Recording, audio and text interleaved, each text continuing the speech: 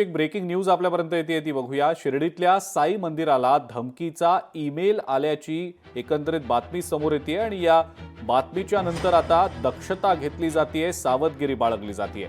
साई मंदिरात आजपासून हार, फुलं आणि प्रसाद घेऊन जाण्यास बंदी घालण्यात आलेली आहे। सोबतच मंदिरात मोबाईल नेण्यासही भाविकांना आता मनाई करण्यात आलेली आहे।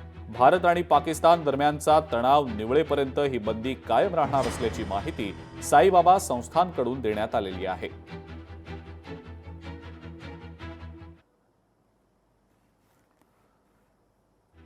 आणि याच संदर्भातली माहिती आपल्याला जाणून घ्यायची आहे। आपले प्रतिनिधी आपल्या सोबत आहेत सध्या, गोविंद साळुंके। गोविंद, काय नेमकी सध्याची अपडेट मिळतेय? कारण साईबाबा संस्थानने या संदर्भातला एक महत्त्वाचा निर्णय आता घेतलेला आहे। धमकीचा ईमेल नेमका कुठून आला होता, कोणी पाठवला होता, काही माहिती या संदर्भातली समोर येते का?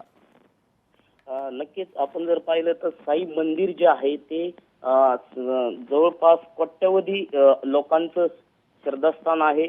या ठिकाणी रोज हजारो भाविक जे आहे ते साई मंदिरात येत असतात आणि उत्सव काळामध्ये ही संख्या लाखोच्या संख्येमध्ये जात असते।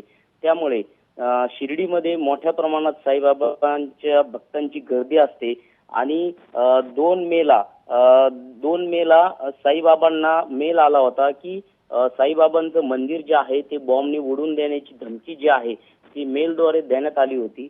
आणि मग त्यानंतर साई संस्थान अलर्ट मोडवर आल्याचं देखील आपल्याला पाहायला मिळालं होतं। मात्र आता भारत पाकिस्तान दरम्यान सुरू असलेल्या तणावाच्या वातावरणाच्या पार्श्वभूमीवर देखील आता साईबाबा संस्थांनी एक विशेष खबरदारी म्हणून साई मंदिरामध्ये हार, फूल, गुच्छ, प्रसाद, शॉल इतर जे साहित्य जे आहे ते साई मंदिरामध्ये नेण्यास सक्त मनाई करण्यात आली आहे।